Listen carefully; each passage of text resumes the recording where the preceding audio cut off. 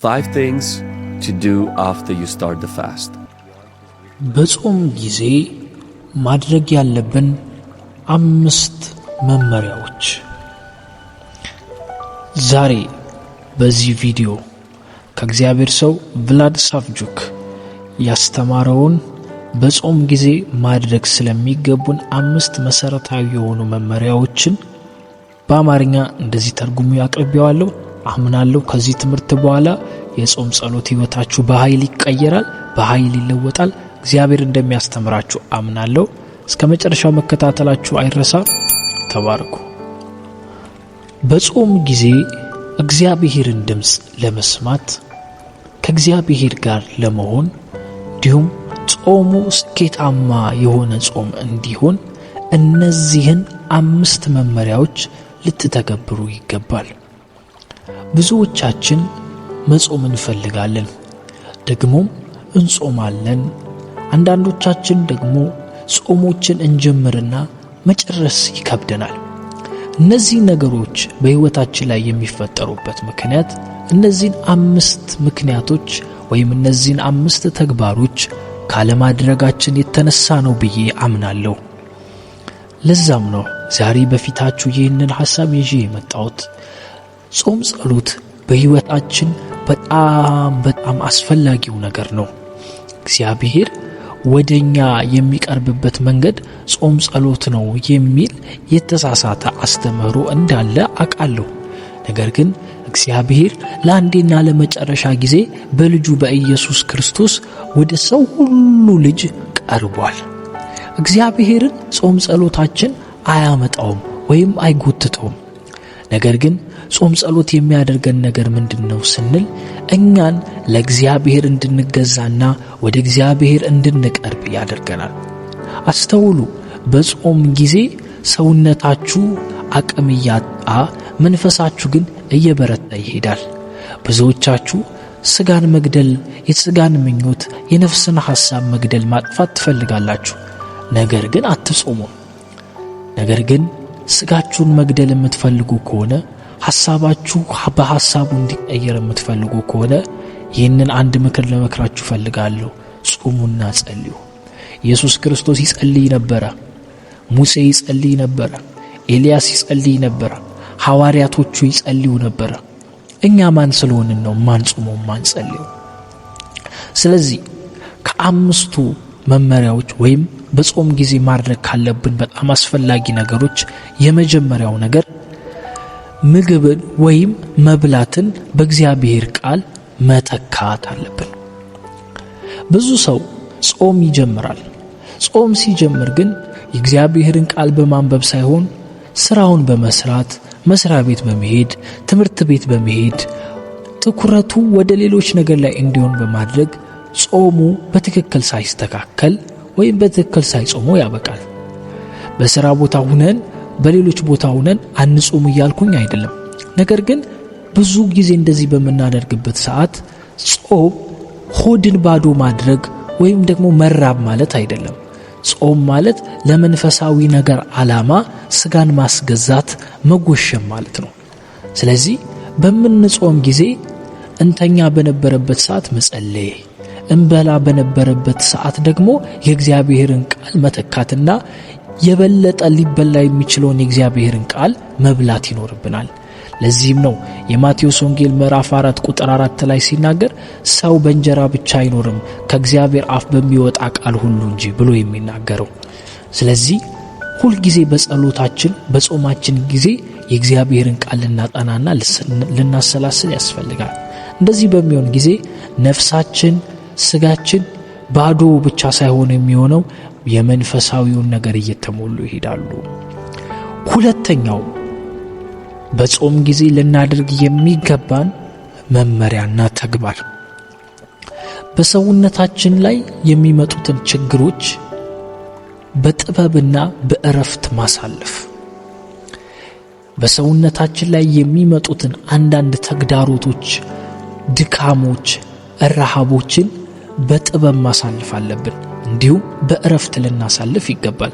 መጽሐፍ ቅዱስ በአንደኛ ቆሮንቶስ ምዕራፍ 6 ቁጥር 19 ላይ ሰውነታችሁ የእግዚአብሔር ቤተ መቅደስ እንደሆነ አታውቁምን ይላል። ጾም ሰውነትን በጣም መጉዳት ማለት አይደለም። ይልቁንም በጣም እንዳትጸልዩ ሊያደርጋችሁና እንዳትቆዩ ሊያደርጋችሁ ይችላል። ነገር ግን ሰውነታችን በሚደክምበት ጊዜና በጣም ከፍተኛ የሆነ ልንቋቋመው የማንችለው ረሃብና ድካም በሰውነታችን ላይ ሲፈጠር አንዳንድ ጊዜም እንደ ማዞር ሊያደርጋችሁ ይችላል።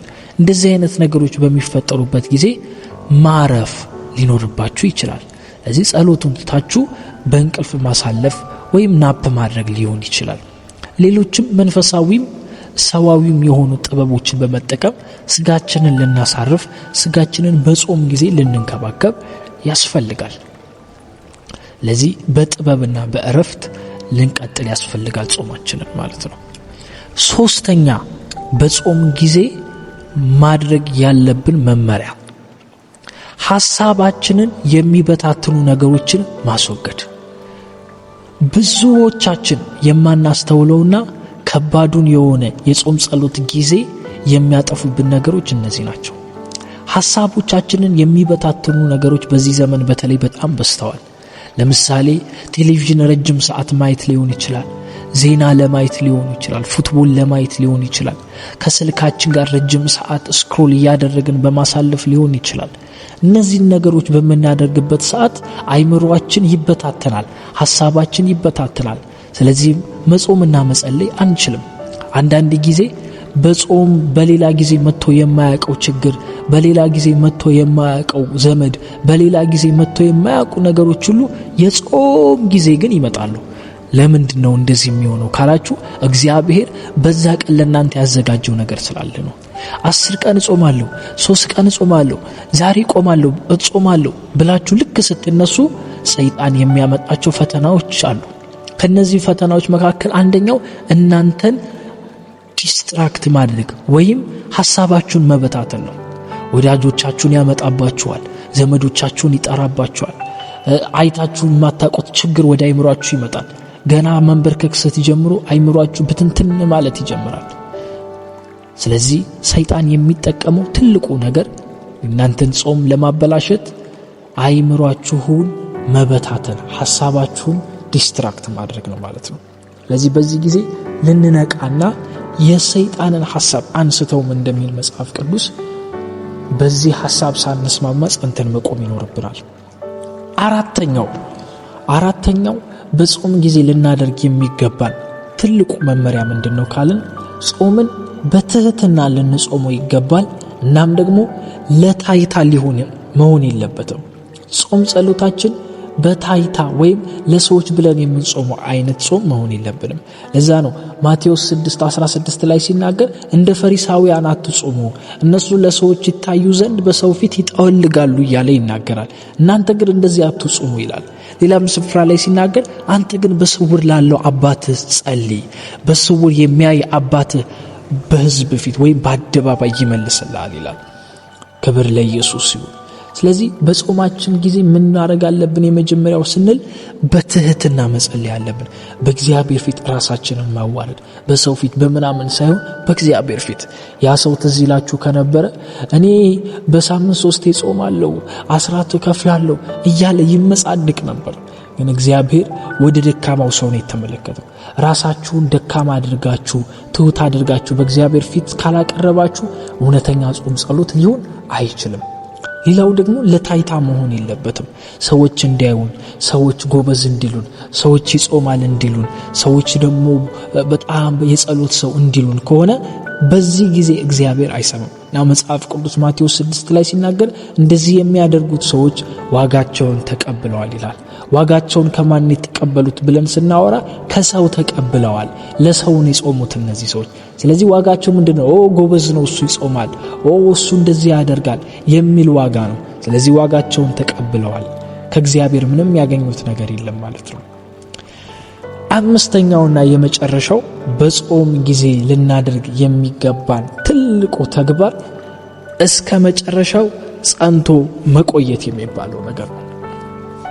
በጾም ጊዜ የሚመጣው ችግር በሌላ ጊዜ አይመጣም። በጾም ጊዜ እናንተን ዲስትራክት ለማድረግ የእናንተን ህይወት ለመረበሽ እንደሚመጣው በሌላ ጊዜ አይመጣም። የቤተሰቦቻችሁ አባላት ሊታመሙ ይችላሉ፣ ኢቭን ሊሞቱ ይችላሉ። በጣም ብዙ አይነት የህይወት ችግር ይመጣባችኋል። ልክ ጧት ተነስታችሁ ልትጾሙ ስትሉ ኪችን ውስጥ እናታችሁ ወይም ባለቤታችሁ በጣም የሚጣፍጥ ሽታ ያለው ምግብ እየሰሩ ሊሆን ይችላል። በዚህ ጊዜ በጣም ትፈተናላችሁ። ብሉ ብሉ ይላችኋል ሰውነታችሁ። ይህንን ግን ጸንታችሁ ካለፋችሁ እመኑ እግዚአብሔር ጋር የተወራረዳችሁበትን ነገር አግኝታችሁ ትወጣላችሁ። ከእግዚአብሔር ልትቀበሉ ያላችሁን ነገር ይዛችሁ ትወጣላችሁ። ስለዚህ በጾም ጊዜ እነዚህን 5 ነገሮች ልናደርግ ይገባል ማለት ነው። ስትጾሙ ሁል ጊዜ እንደ ግብዞች መሆን የለባችሁ። ለሰዎች ለታይታ መሆን የለባችሁ። በእረፍትና በጥበብ ልታሳልፉት ይገባል። መብላትን በእግዚአብሔር ቃል ልትተኩ ያስፈልጋል።